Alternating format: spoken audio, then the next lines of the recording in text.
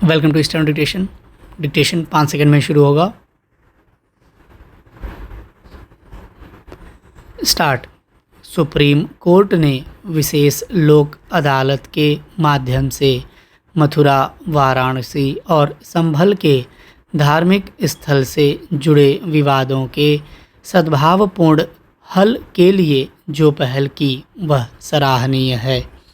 इससे अच्छा और कुछ नहीं कि समाधान नामक इस पहल के जरिए मथुरा की श्री कृष्ण जन्मभूमि शाही ईदगाह मस्जिद, वाराणसी की ज्ञानवापी मस्जिद, काशी विश्वनाथ मंदिर और संभल की जामा मस्जिद कल्की मंदिर संबंधी विवादों को आपसी सहमति से सुलझाने की कोई राह निकल सके। एक समय अयोध्या विवाद का समाधान भी आपसी सहमति से निकालने के लिए कई स्तरों पर प्रयत्न किए गए थे। पहले नेताओं की ओर से, फिर इस मामले से जुड़े दोनों पक्षों के प्रतिनिधियों की ओर से और अंत में सुप्रीम कोर्ट की ओर से भी। लेकिन एक पक्ष के अड़ियल रवैये के कारण किसी निष्कर्ष पर नहीं पहुंचा जा सका।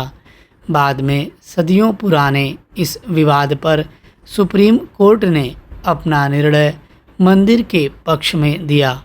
यह बात और है कि मस्जिद पक्ष के कुछ लोगों को यह फैसला रास नहीं आया और वे अभी भी उसके विरुद्ध लोगों को बहकाने बरगलाने का काम करते रहते हैं। ऐसा ही कुछ काम धार के भोजशाला मामले में भी किया जा रहा है। ज्ञात हो कि मध्य प्रदेश हाई कोर्ट ने हाल में भोजशाला को हिंदू मंदिर और संस्कृत शिक्षा का प्राचीन केंद्र करार दिया।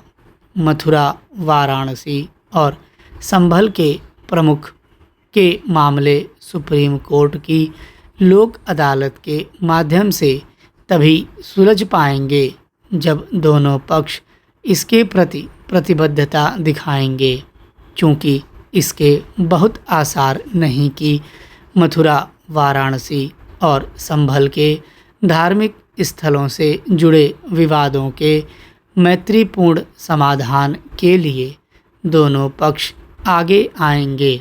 इसलिए सुप्रीम कोर्ट को इसके लिए भी तैयार रहना चाहिए कि इन विवादों का यथाशीघ्र हल उच्चतर न्यायपालिका के स्तर पर हो।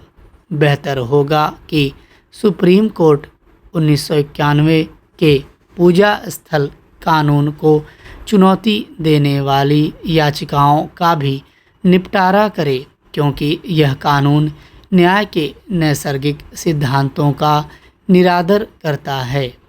यह विवादों को भूलने की बात करता है, जो संभव नहीं। उचित यह होगा कि सुप्रीम कोर्ट मथुरा, वाराणसी और संभल के धार्मिक स्थलों के साथ ऐसे ही अन्य विवादों के हल के लिए ऐसे किसी आयोग का गठन करे जो यह पता लगाए कि किन स्थानों पर किसी धार्मिक स्थल को ध्वस्त कर अन्य धार्मिक स्थल जबरन निर्मित किए गए। निस्संदेह इतिहास को बदला नहीं जा सकता, लेकिन उसकी उन भूलों को सुधारा अवश्य जा सकता है जो पुराने घावों की तरह टीस देती रहती हैं। विश्व के कई देशों ने ऐतिहासिक अन्याय को उजागर करने और आक्रांताओं के कृत्यों की पहचान करने एवं पीड़ितों को राहत देने के लिए सत्य एवं सुलह आयोग गठित किए हैं। भारत को भी ऐसा ही करना चाहिए।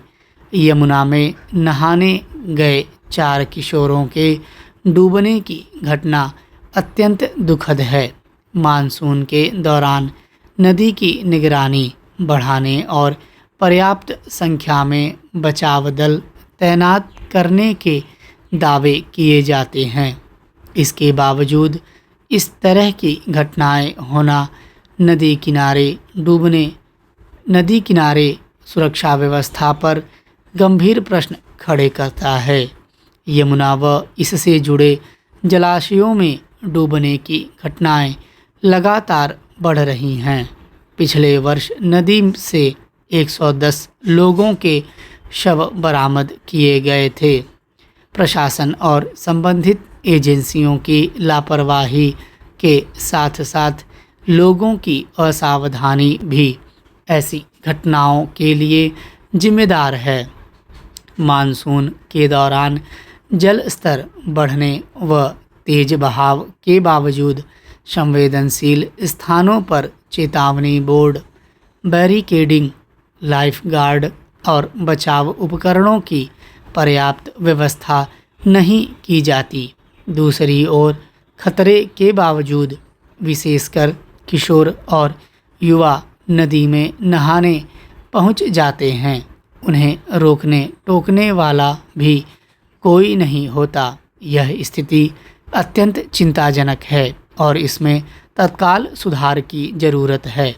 पिछले दिनों हथनी कुंड बैराज से अधिक पानी छोड़े जाने के कारण रविवार को यमुना का जल स्तर चेतावनी स्तर 204.5 मीटर के करीब पहुंच गया। फिर भी लोगों को नदी तट पर जाने से रोकने के लिए पर्याप्त व्यवस्था नहीं की गई।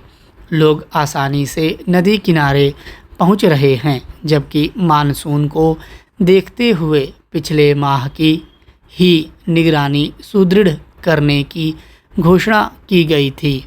इस घटना से सबक लेते हुए बाढ़ नियंत्रण, राहत व बचाव कार्यों की कमियों को तत्काल दूर करने की आवश्यकता है। स्टॉप।